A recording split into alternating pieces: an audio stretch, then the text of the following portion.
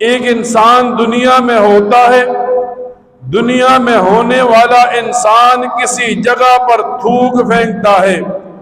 دنیا کے طبیب کہتے ہیں انسان کے تھوک میں بیماری اٹھتی ہے،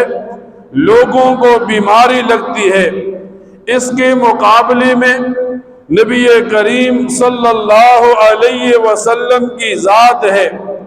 حضرت ابو بکر صدیق کو ایڑی پر سام ڈس لیتا ہے،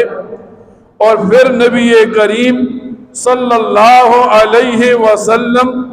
اپنا تھوک لعاب دان حضرت ابو بکر صدیق کی ایڑی پر لگاتے ہیں، حضرت ابو بکر صدیق کی ایڑی کو شفا مل جاتی ہے۔ غزوہ خیبر کا موقع ہے، حضرت علی المرتضی رضی اللہ تعالی عنہ کو بلایا گیا۔ حضرت علی المرتضی رضی اللہ تعالی عنہ کی آنکھوں میں بیماری ہے، نبی کریم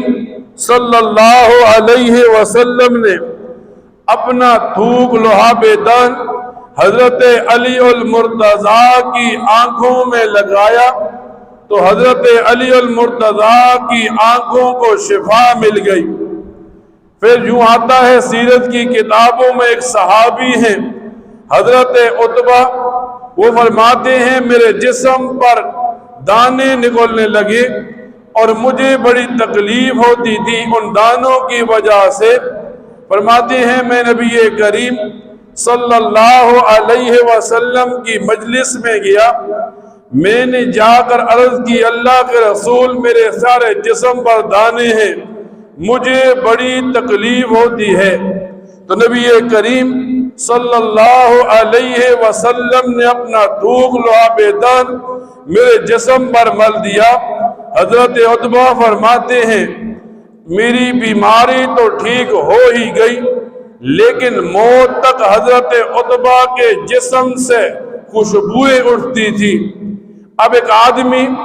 جب بھی نبی کریم صلی اللہ علیہ وسلم کی محبت کو ظاہر کرے گا، آپ کے جسم سے اٹھنے والے افعال